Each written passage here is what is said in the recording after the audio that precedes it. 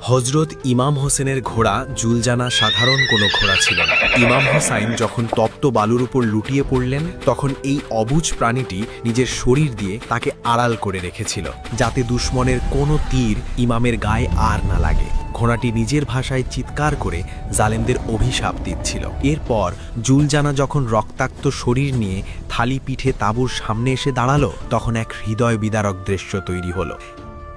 ও আমার বাবার ঘোড়া, তুমি একা?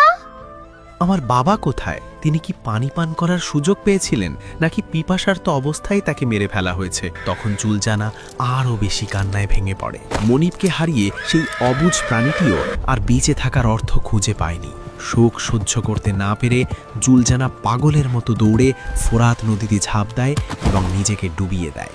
সে যেন বুঝিয়ে দিল যে দুনিয়ায় তার মনিব নেই, সে দুনিয়ায় তারও বেঁচে থাকার কোনো প্রয়োজন নেই। এটাই ছিল প্রকৃত ভালোবাসা, যা কারবালার ময়দান